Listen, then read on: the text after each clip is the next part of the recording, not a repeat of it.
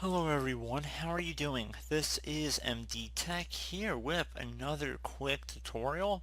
In today's tutorial, I'm going to show you guys how to hopefully resolve the 0xc000007b application error you might be receiving when trying to run different applications on your computer. So if you come across this invalid image format error, I'm going to show you guys how to hopefully address it without too much of a hassle here. And without further ado, let's go ahead and just jump right into it.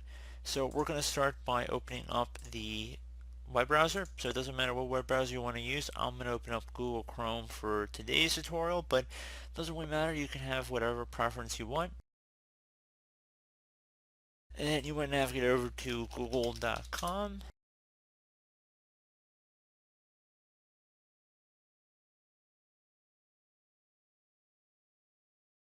And into the Google search, you want to type in DirectX End User Runtime Web Installer. And you want to search that up. One of the best results should come back from Microsoft domain here. It says download DirectX End User Runtime Web Installer. Go ahead and just left click on that. Now you want to just go ahead and select the download button once you confirm the correct language is in this drop down field here.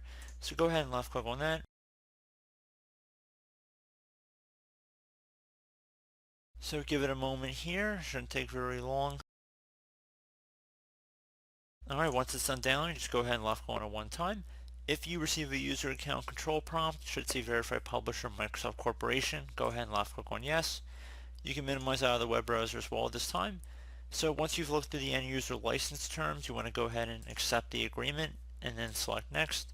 If you want to install the Bing bar, you can. Otherwise, just uncheck it, as I'm going to do in this tutorial, and then select Next.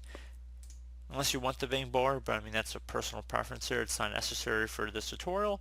And you want to go ahead and select Next.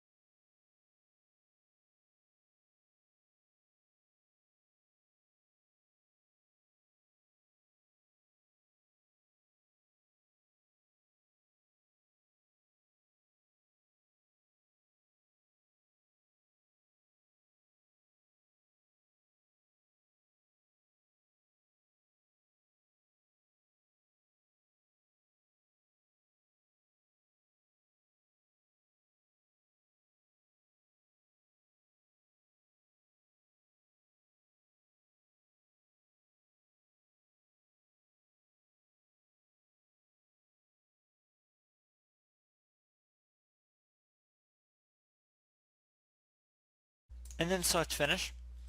Now once you're done with that, go ahead and open back up your web browser. We're going to navigate back to google.com. And into Google, again, we're going to type .NET Framework. And you want to search that up. You want to select the Download .NET Framework option that comes up with the search results. So we're going to go ahead and select that. So I'd recommend downloading the most recently published one on this list. At the time of this recording, it's .NET Framework 4.8. If there's a newer one since the time this video comes out, I'd suggest downloading that one instead. But we're going to select the most current one at the time of this video here. Now on the right side, you want to select download .NET Framework 4.8 runtime, or again, just swap out that with whatever the most recently published version, I would say. So pretty small download here. Verify Publisher Microsoft Corporation. Go ahead and select Yes. You can minimize out of the web browser too at this time.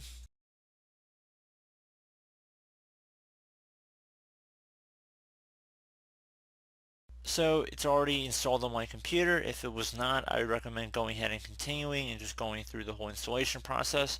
It's already installed, so hence it's not going to let me install it over the previous copy. So I just want to put that out there, but you guys should go ahead and try and install it. So hopefully it will in your case. If it's not, that means it's already on there. So in either case, I would suggest restarting your computer once this is done, and hopefully that should have been able to address your problem, and that should be about it. So as always, thank you guys for watching this brief tutorial. I do hope I was able to help you out, and I do look forward to catching you all in the next tutorial. Goodbye.